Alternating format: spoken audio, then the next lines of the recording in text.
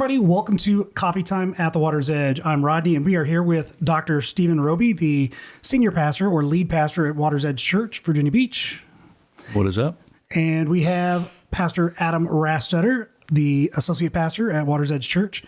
Gentlemen, first episode, actual episode anyways. We had one, but it's the first one. Geeked, excited. Yep. Here we go. All right. Hey, so first off, just to let you know, we are drinking just regular house coffee. This is not anything special today. What a letdown after months of waiting. All this preparation. I'm back in this room. But it is not Folgers. It is not Maxwell House. Folgers. No, it is not Folgers. It is not Maxwell House. This is just, well, actually, this is Blackout Coffee Company, which is a kind of a more family-friendly version of Black Rifle Coffee Company. And they are a military-owned coffee company, and it is good coffee. That's why I drink it primarily at home now, because it's inexpensive and it's quality. So when I say house blend, that's just what I mean. It's just like a house blend coffee. Sounds good. Quality, right. Huh? We'll be the judge of that.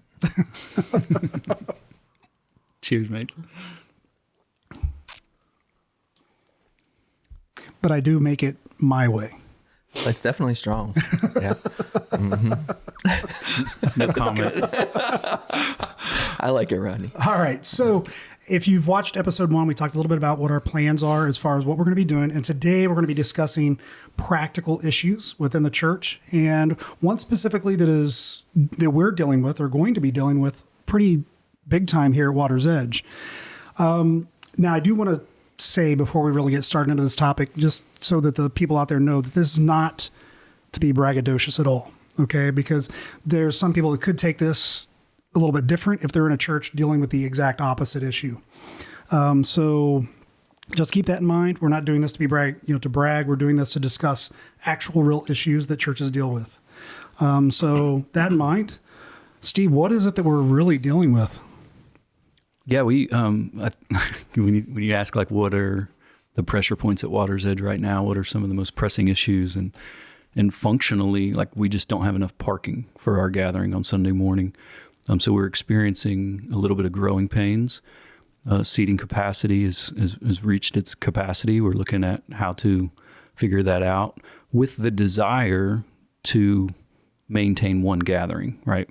So we're by no means a huge church. We're a very medium-sized church, but our seating capacity, I think we maxed it when we did it for Christmas Eve at like 225. 225. That was with some folding chairs and pulling out extra, And so that, just to give some context there, we're not like any big, huge church by any means, very medium-sized. However, the desire to maintain one gathering means that we need to address our parking first and foremost, and then seating capacity. Right. So, Adam? Yeah. Well, parking, I think that was our first, somebody was out there and they saw it a couple of months ago. Somebody pulled in, didn't find a spot and pulled out, and you hate to see that. Right. So we thought, well, we only have so many spaces here. We do have a little bit of grass, so we thought, well, we're going to put some people in the grass, get a parking attendant. Right. So we started recruiting for some parking attendants. So we have somebody out there to direct people into the grass. We have families who really by necessity drive 2 cars with worship team coming early to practice, and different people who need to be here earlier than the rest of the family. And so in just speaking with people and just saying, hey, let's park on the grass, and that's difficult. Yesterday it was raining cats and dogs, and they got bringing all the mud in the church. But I told Malachi he was pulling my car around the Outback, and I was like, put it in sport mode, because they got the Outback has the all-wheel drive. It's always all-wheel drive, and so but it has like this sport mode, so when we're like driving on the beach down in the Outer Banks. So he was like, Dad, how do you put it in sport mode? He never messed with that before. Yeah, it's kind of cool. Yeah. So parking is definitely an issue, and whenever we're dealing with parking, I know that in the past we've asked people to park in other parking lots and walk in, and that's specifically for those who I know, like on teams and stuff that are coming, especially if you are driving 2 vehicles, that's a possibility. Yeah, so that's happening. I think I got a report from one of our ushers or greeters last week, and I think we had 14 cars parked in the grass, and we had 4 cars across the street that were parked over there. And then we had maybe, I think he said 9 or 10 spots still available. So we would have been about 7 or 8 spots short just given that given week. Right. And so that the way we're addressing it is helping provide a little bit of relief. But ultimately, we need to look at, can we expand, the amount of parking that we have here? We have limited land space to use for that. Are we going to repave? Are we going to gravel? Or how are we going to address, like, just expanding that what we can? And then beyond that, what happens? Right. At what point do we, the next pressure point then would be the seating. And then it's like, well, do we knock some walls down, lose the office space? There's a number of conversations that we can have. Can we build up? Can we build out? Right. We're pretty landlocked. Yes, we are. And so on one hand, it's like the practical solution that a lot of churches take was, let's just start another service that just solves all your problems. Well, theologically, like we're pretty convinced of the gathering being, the church being the people that gather together. Right. Now, that's not to shame anybody that does multiple services. There's very practical, for stewardship purposes, reasons that churches do multi-service. But I was thinking about like the origin of multi-service, and I don't know if anybody's written about it like historically, but at least in our lifetime, the reason a lot of churches started doing multiple services wasn't because they were out of space. It was because they couldn't come to any agreement about worship styles. Right. Contemporary or So traditional. it was like, That's well, right. I remember when churches were considering the idea of, well, we're going to have a traditional service, the first service, and then the second service will have a contemporary service. Well, I think it was the opposite when it started, because it was like generally, and this is not to broad stroke that, but generally speaking, it's older folks who would prefer the traditional service, and younger families would wanted the more contemporary, or I think originally it was kind of like praise hymns, like in the 80s, 90s. Right. Yeah. And so because the older folks were generally the tithing families and the financial backing and support of the church, that the younger families usually were given that first service. So they're like dragging kids out of bed at 7 a.m. You got the 8 a.m. slot. And so it's like, well, but I'm not sure I'm confident that that's not a good reason to do multiple services, is because we can't agree on worship style, Right. No. And so, however, there does come a point where, have we maxed our capacity in parking and seating in a gathering? What does it cost to expand that? Have we reached our capacity in any possible expansion that makes any sense financially? Right. When you look at maybe another space or moving, then what are the financial costs of that? We know that's not cheap in Virginia Beach. And so I know my buddy's church got to a point where, they had to functionally go to 2 services, and they planted another church already. They looked at buying another place. They've already done an expansion on their building, and so they're kind of down the road further than we are in this. And they're like, we have really no other choice.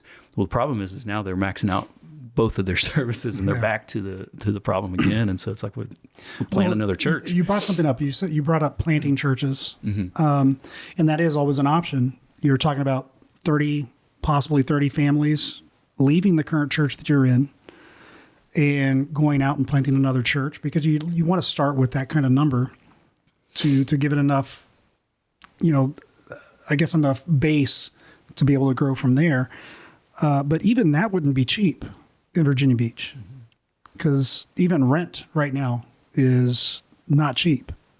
So renting a space to plant a church wouldn't be as easy as people think. I think there's a financial side of that too that you have to consider as well.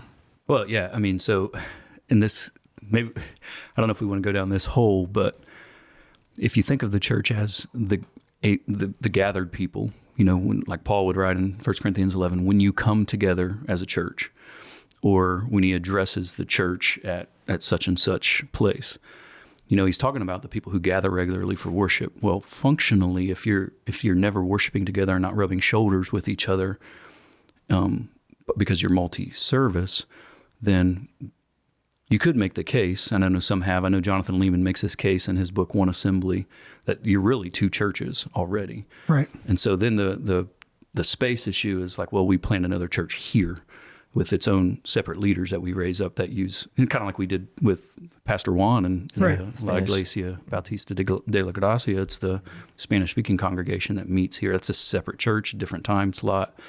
And so the question is whether or not, if you plant a church in the same place, how do you just approach that? And, It would have to be completely separate leadership. I mean, you would have to do it as a separate complete. If you understand what I mean by that, simply so it would be functioning as a separate church, but that would just be so difficult. It would. Even you think Sunday morning is traditionally, people are just accustomed that this is the time we gather. It's not to say that it has to be that, but Well, not just that, but as one group of people who know another group of people passing ways in the door, yeah, would just be weird to me. Well, we experienced that a bit with COVID, Yes. Having high risk service, and had a small number of people come to a 9:00 service. And it did seem like we saw that there was some disconnection, between the two. When we came back together, it was like, don't know everybody, Right. there's, quite it creates challenges. Yeah. Now, what about as far as like expansion of the building? well, one of the things that we've done is in our December members meeting, we did approve several $1,000s that we have in the bank to be used for consultation on what that could look like structurally. What can we do? Is there any way to increase capacity? Because I think our elders are very much in agreement that we want to maximize the one gathering as much as we can. Yeah. Right. Before we have to consider other options. And in doing that, we need to know what can we knock down, where can we build? Yeah, how much is this going to cost? Does this make sense? And I think just with all of these things, you have to be a little bit delicate, because on one hand, it's a very transient community, so it's not uncommon for us to send out a number of families throughout a given year. Yeah. And so that's why one of the reasons we're slow to, make any drastic changes is we want to make sure that the growth that we've experienced over the last couple of months is something that's going to be sustained for a long period of time. Right. We want to make sure that we're not, going to divide the church in a way that, several months down the road, it's like, well, we've lost all this momentum. I think you have to just kind of be sensitive to how God's growing us and really seek his guidance and the Spirit's guidance in how we do this, and kind of just think through all of the implications of each one of these little changes, because not all of these are temporary changes. Some of them would leave very permanent marks on the resources that we have. Yeah. I know you brought up plant churches. In one of the things, being a part of a couple plant churches in the past, this area, Virginia Beach, is very difficult for plant churches, not just because of the cost of rent of a space, but also because of what you mentioned there with it being a transient area, because of the amount of military we have. You will receive several members, and then you'll have the same month several members leave and transfer out of area. And it makes it difficult. It makes it difficult because people aren't permanently here a lot. So there's very few of us like myself that retire in Virginia Beach. So yeah, it is transit. It does make it difficult to nail down what are the numbers going to project it out look like or anything like that. I know we don't like to necessarily look at numbers so much, but just to say whenever you're making financial decisions, that matters. So yeah, to speak to that, I thought of this too, and our community group kicked off very large, and we were able to split and have more leaders who are able to lead community groups, and that's a fantastic thing. So I think God is blessing us with people who are spiritually mature, also who are coming here and looking for depth. It's our I think our style of walking through books of the Bible, and people are looking for expositional preaching and digging deeper, and that has helped. But something that was interesting in this large group, 28 people, only It's like his own little church. only two men were not in the Navy or military, I should say. Two people were not in the military. Me being one of them, and Noah Wiles, and the rest. We're looking around; these are all military guys, and so, to your point, military does move people around, and I just think that's one of the unique things to our context that makes us, have to. It's just another thing we have to think about when we're looking at having to potentially start a second service, or even investing a lot of money in an expansion, or even considering relocation or anything like that down the road. It's like, is this going to be sustainable growth? And the Lord is growing our base of people that are committed to this area and here long term. And so all of that, these are all good problems to have. And I think we've acknowledged that when we, so one of the very practical things that we did was the elders got together and our chairman drafted a letter to send to all of our members. And that just was to kind of set the tone for, let's approach this as a season of blessing that the Lord is giving us right now. And let's include our members in the solutions of this, which we always want to do anyways, right? And so it's like, well, let's come with a missional mindset. What can I do that may be of an inconvenience to myself in order to, be hospitable to all of the guests that we have right now? So we talked about parking, and then of course we talked about if you can carpool, if you can park in the grass, if your car allows that, do that. If you can park across the street, do that. All of that's good, right? And then we talked about seating. Be willing to scooch in. Don't be so tied to like your pew or your chair. Be willing to follow instructions. When you see new people there, go introduce yourself, invite them to sit with you, scooch in. Right. And don't feel like you are coming just to be served, but come to serve. Right. Yeah. And I think that was helpful. I think our members obviously have responded well to that. We've been able to stand up a team of volunteers who are out there directing traffic and helping people find parking spaces, and all of that's been really positive. And I think getting more people engaged, thinking about that on Sunday morning. It's like, well, this is the church is not the building. The church, that we are the church, right? The group that is assembled in covenant community together, worshiping the Lord. The building is our house, though. It's the house of the Lord that we steward. And so when we have guests in our house, we want to make sure we're hospitable. So it's made us step up our game and ushering and greeting and parking attendance and whatnot. And so that's been a good thing. It's been a good positive change for us. Well, it's also given other people a place to serve also within the church. Yeah. We're seeing that with people who volunteered to be out there helping with parking and stuff like that. And so that's not a bad thing, especially when people are wanting to serve, they just don't know where. That gives them an option to start. And I've always said it, the most important people you have serving in your church are your hospitality team, I think, most of the time. I know when Nikki and I first came here, it was one of the first things we noticed of how friendly and how open the congregation was here. So, you always remember who greets you at the door that first time, I think. Yeah, and it's a credit. I think our people are doing so well. I was talking with someone who's new to the church, probably coming for 4 or 5 weeks, and went to introduce them to another person. Oh, we did karaoke last night. We're good friends. We had over at the house. Yeah, it was karaoke last night. Okay, I guess you guys know each other. That's great. That's so funny. But yeah, so whenever we talk about expansion, it's always a difficult subject because of people don't always think. I think people don't always understand that there's more things that can be done other than just building and stuff like that. And even doing 2 services, it can be kind of an awkward thing because now who's going to decide to come to the first service? Who's going to decide to come to the second service? How is that going to split up the church? That's never a good thing.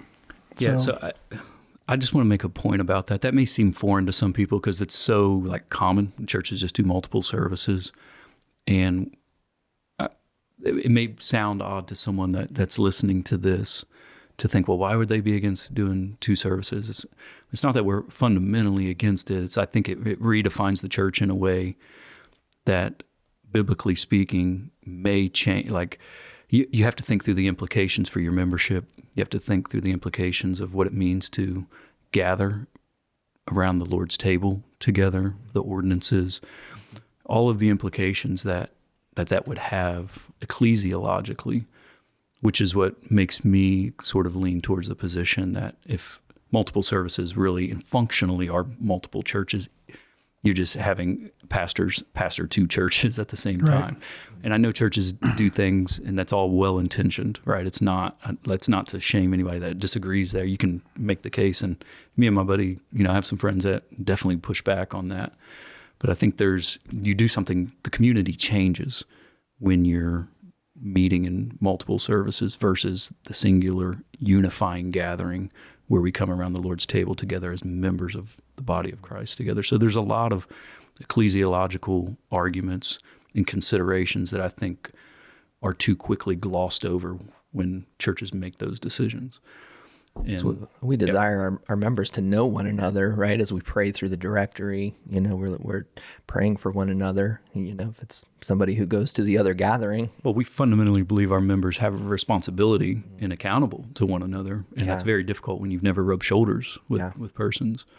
And it's not that everybody equally is, where is that point where you can't do that functionally, and I think there's a lot of things to consider that I just wanted to give that as a caveat of like, that may seem foreign to people, like, well, why would they even think that?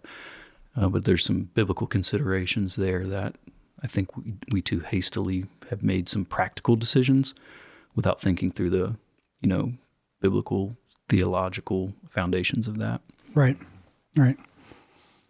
So Adam, do you have anything that you want to add to this? Not really. I think just,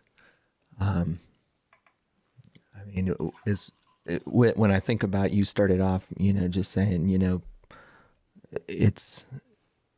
some churches are doing everything they can to, bring more people in. They need that. For us, it's just God's goodness, I really feel like God is doing something here, and there's a lot of, when you think of growth in numbers, it brings excitement, but we want to ensure that this growth is healthy, and that we are, gaining depth and able to minister to people and bring them, meet them where they are and get them deeper and deeper in relationships with one another, with the Lord. I think you bring up a good point, and that is to ensure depth. Mm-hmm. That when you are a growing church, we got to remember that that's a God thing, not necessarily a thing that we're doing to make that happen. Because I think it can be very easy for us to start looking at numbers and say, oh, wait a minute, our numbers went down. What are we doing wrong? You know what I mean? I think that can be a trap. I've never really played that game, though. Because it's like you can do a lot of things to attract a crowd, and not all of them are God-honoring. Yeah. I heard somebody say one time, it might have been in those old elephant room debates. I don't know if you guys are familiar with the elephant room. It was Matt Chandler or somebody was like, he's like, dude, you can start a fight in the parking lot and draw a crowd. but I'm not going to start that kind of ministry, Some churches might have tried that. Yeah. That's true. fight. But promote it. But you get the point, though. Right. It's like, sheer numbers is not an indication of growth, but we're talking about a biblical concern for spiritual growth in each individual. And so as numbers increase, we want to do our very best with what God has given us, and even recognizing our own limited leadership capacities. Mm-hmm. Like, I'm not sure how built I am, for levels of leadership that go beyond my capacity. And so one of the things that that I think about is, can we effectively shepherd the people? And that's part of the consideration as well of, as churches get larger, I know there's a lot of different strategies for shepherding people in small groups and whatnot, but we really believe in a plurality of elders who smell like sheep that really Right. are shepherds. And not that we're micromanaging. We have deacons that serve multiple ministries. We do have community group leaders, et cetera. But by and large, like, there is an oversight of responsibility given to elders in the Bible that involves giving an account for the souls of the individuals that are submitted to this local body as members, particularly. And I think that's a weighty responsibility that we should not sacrifice quality for the sake of trying to grow numbers to boost egos, Yeah. Yeah. Absolutely. So I think we've pretty much covered it. I don't know if we've covered it. We've kicked it around. Kicked it around, definitely. Definitely kicked it around. I do think that just to add to this, I think whenever we discuss, I think when you brought up the idea or the concept of leading, being able to shepherd a congregation well, I think that does tend to lead more towards the idea of planting a new church from the congregation you have, so that there is still the ability for the current leadership to lead properly with the numbers that they have. Because I think when you start growing that number too big, and yes, you can expand and you can have more elders, but how impersonal then does the actual pastor, the staff, become to the congregation? I mean, you look at some of these churches that have thousands of people meeting at them, and you go, there's no way. There's no way. None. And cell phones, my goodness. Shame. But thousands of people, you can't really shepherd well like that. I personally don't think so. Because what's going on, you know what I'm saying, with those families that are meeting at your church, and you have no clue. You don't even know them by name. Yeah, So- well, I mean, we've seen it done at a large level, our model of a plurality of elders at like Capitol Hill, Right. for example, but they have 29 elders. Yeah. But they know every one of their members, and so there is a scalability to it, but the Lord has to raise up enough shepherds to be able to do Right. that. Right. Yeah. Thoughts? I'm absolutely. I mean, the more members you have, the more shepherds you need to be able to really. Yeah, I mean, we need to be personal with our Right. members and know them, and a couple people can't do all of that. So, All right, gentlemen. I think we've discussed it. Yep. So if anybody out there, if you have not done so yet, make sure you like, subscribe, and click that bell so you know when we release new episodes. And guys, do you have anything last words? I think I'm good. Think you're good? You're good? good. All right. See y'all next week. Love you all, and God bless.